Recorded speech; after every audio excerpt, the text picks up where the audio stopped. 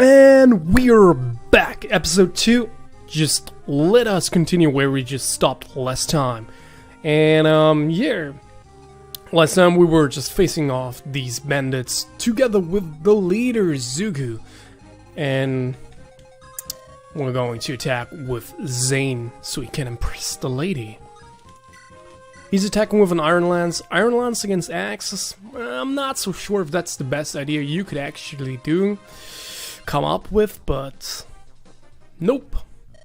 Whoa, I missed. Zane, why aren't you using your sword? The lance is more heroic. A knight should look heroic, don't you think? You're hopeless.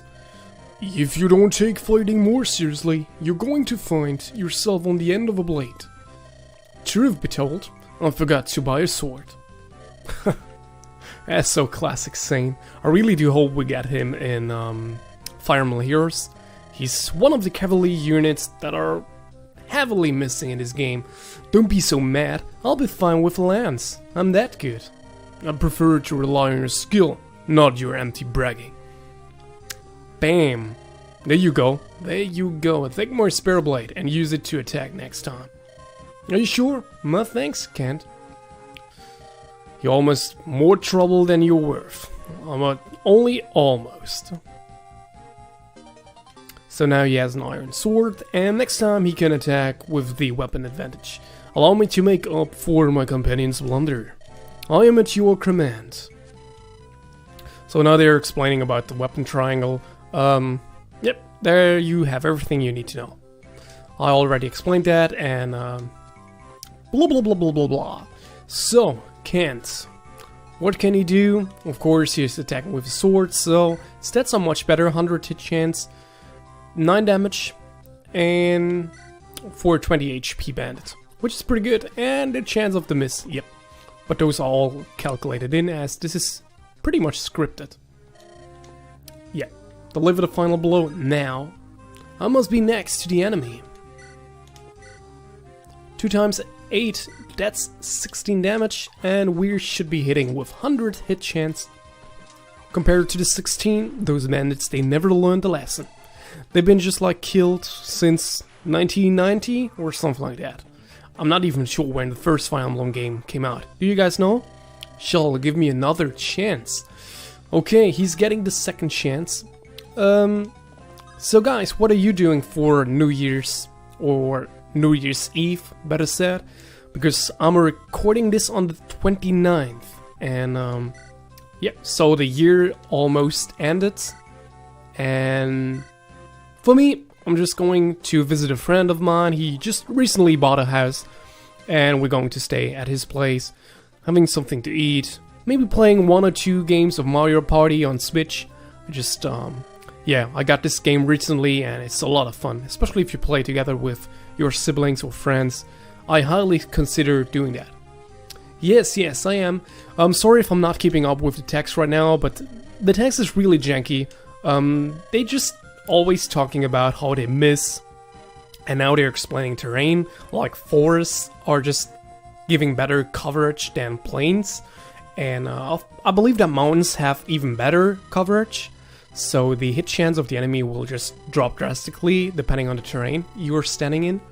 And that's basically what they are talking about and explaining. So right now it's really boring, and we are going to just get this over with as quick as possible.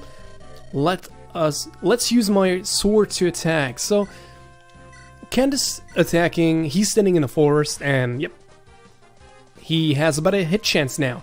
So, but what I wanted to say is that we're going to probably play 1 or 2 games of Mario Party, and I'm not sure if you guys know how to play Mario Party, or if you have ever played Mario Party, but if you do, or if you did, I think you understand when I say, like, I hate it when, like, always during the first 3-4 turns, I'm like, at first place, I'm like, everything's going good, and then things starting to just get squeezy, like, there are stars that get stolen by other people, you're losing a lot of coins, you have no coins left to buy additional stars. You don't get any of the special stars at the end, like for the most minigames won or the most, I don't know, like most fields moved, something like that. But yeah, that's like just always the freaking problem with Mario Party. But besides that, it's pretty much fun. The bandits, I'm not really keeping up with this, but yeah, as I said, this is really early. This is like a tutorial, not really that interesting. To give away an item, use a trade command. Trade can only be used by units that are adjacent. Yeah, okay. So now they're explaining another mechanic in the game, and I'm going to explain this for you really quick. Let's take, for example, Sane here. He has 13 HP left and he needs to be healed. However, he does not have a healing item, and he was offered by Lynn to be healed or get an item from her, and that's another mechanic. You can just move him next to the other unit. You select trait, which I'm doing right now, blah blah blah, trait, and then you're taking the potion, or the so-called vulnerary, and then you drag it into Zane's box, and then you do just press B, you go out. You can now use the item in the same round, however the unit cannot attack in the same turn. Using the unit, using the potion now heals him, and yep, mounted units like cavaliers, they have the ability to move again once they consumed an item or visited a village or a place. So let's move Sane up here, and mission goals change from chapter to chapter. Yep. So this chapter's goal is to defeat enemies, like you can see on the upper right corner. I'm leaving camp in the bushes because he has the most coverage there, but it's really not needed since this bandit is dead nonetheless, so there was no chance of surviving. Maybe if I moved to this point here, but I doubt it. And now we can attack this bandit with Lynn. He has 36 hit percent chance, so I'm going to to face him and play a face. You also have the option to do nothing, like in Heroes, and just to wait for the enemy phase. But I'm not really seeing any reason not to attack here, since this is a very easy level. It's on normal, and we don't have much to lose. So the bandit is dead now, and we are getting some fresh XP. Anyway, guys, what I wanted to ask you is, like, this year has 48, maybe a little bit more, 50, around 56 hours left for me. And I kind of wanted to ask you guys what you are doing with your left time during the last days, and what were the best games you played this year. There were a lot of games coming out, and there were a lot of games that flopped really hard, so I'm not really sure what to call my best game of 2018 that even came out in 2018, since this year I played a lot of games that actually were a little bit older, like this one right now, or Final Heroes came out last year in 2017, so I'm not sure. I'm really not sure. Last year I made a top 3 games, or top 3 games I played during 2017, and there were not necessarily games that are really that were coming out in 2018, but those were games I played, and on that list I had Resident Evil, Resident Evil 7, yes. Resident Evil 7 I had on the list. I never played it actually by the time I made the video. I only played the trailer, the teaser game, demo, something. And that was good, that was really good. Shall we attack? Yeah, let's just go in. A curse knight, always champering in others' affairs. So Zugu is, yeah, he might be down for good. Oh shit, he actually hit. But we are good, we are good. He's making 7 damage. I'm going to attack with Kent. Yeah, now what I wanted to say is we are actually doing something wrong here. Rescue, go. That was the better move. I'm not going to risk someone here in the tutorial.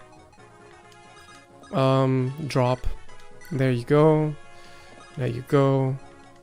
There you go. So what I wanted to say, I just played Resident Evil 7 this year, and hell, this game was fantastic. It was super nice. I loved it. I loved every minute of it. That's a game I probably going to replay once again. Oh, that's a critical. And we are going to take down the Zugu boss. Blast. There was only supposed to be a lone girl. And there he fades away. The legend. The Zugu. Yeah, not to be comparing him with the legendary Zugu Fest in One Piece Treasure Cruise. But it's the same level of toxicity, I would say so. And that's the last of them. Fantastic work, Shaw. I love these images. These artworks are one of the reasons I was playing this when I was younger. And now, for these Knights of Lucia. You were going to share your story with me? Nice. Yes, we have ventured from Kellen in Lucia in search of someone. Lucia. That's the country beyond the mountains in the southwest, isn't it? Correct. We've come as the messengers to the Lady Madeline, who eloped with a nomad some 19 years ago. Madeline? Our lord, the Marquis of Kalin's only daughter. He was heartbroken his own daughter would abandon him so. Eventually, the Marquis simply declared that he had no daughter. And then this year, we received a letter from Lady Madeline. I was just confused with the voices there. It said that she, her husband, and their daughter were living happily on the Sakai Plains. The Marquis was ecstatic to learn he had a granddaughter of 18 years. I remember the smile on his face when he announced that he'd suddenly become a grandfather. The granddaughter's name is Lindis. This was also the name of the Marquis' wife, who passed away at an early age. Lindis. That she should bear his name thawed the Marquis' heart. Now his only wish is to meet his daughter's family at least once. This is why we are here. We didn't know that Lady Madeline died a few days after sending her letter. We only learned this shortly after we arrived here in Bulgar. But we also learned, all was not lost, her daughter yet lives. We heard that she was living alone on the plains. I knew it immediately. You are the Lady Lindis. Why would you think that? Your resemblance to your departed mother is remarkable. What? Did you know my mother? I'm sorry to say I never met her directly, but I saw her portrait in Castle Kalen. To the rest of my tribe, I was always Lynn. But when I was with my parents, when I was just the three of us, I was Lindis. It's all so strange. I was all alone in the world, and now I have a grandfather. Lindis, I never thought I would hear the name again. Wait, that man did. He called me Lindis too. What? How could he have? He was the henchman of Lord Lundgren, wasn't he? Lundgren? Who's that? He's the Marquis' younger brother. Everyone assumed the Lady Madeline was gone forever. This made Lord Lundgren heir to the Marquis' title. To be blunt, my lady, your existence is an obstacle to your grand-uncle's ambitions. But I have no interest in inheriting any title. Unfortunately, your grand-uncle is not the sort of man to believe that. I'll believe the attempts on your life will persist. What should I do? Accompany us to Kalen. Continue on this way is dangerous. I feel I have little choice. I will go with you. And so they become friends. I love those sequences. There's a lot of reading, I hope you guys are okay with that. But it's a Fire Emblem game after all. Shal, I'm sorry. This changes everything. What will you do, Shal? Well, I will come with you. I will lead you guys all to victory. And I will decide over your death. Of course. Your companionship would do much to ease my journey, but it's going to be so dangerous. They're dangerous. She said I was dangerous. You'll come? Are you sure? Thank you. Yeah, let's go. Let me ask once again for your friendship and your aid. What? Let me ask? I think this should be written, let me thank you. Okay, we're saving, guys. Chapter 2, Sword of Spirits. A small altar lies on the outskirts of Bulga. This ancient temple, sacred to the people of Sakai, has long been known for its powerful bond to the world of spirits. Before starting the journey, our travelers come here to pray for their well-being. At this altar, Lin's hand is directed to grand inheritance. And we are going to enter Chapter 2. Chapter 2, Swords of Spirits. And Chapter 2 we will see in part 3 of this video, because I don't want to make this videos too long for you guys. I hope you had a great time watching my videos, and I wish you just the best for your day. Make the best out of it and everything you possibly can. We'll see you next time. I'm Shoal. I'm out. Cheers.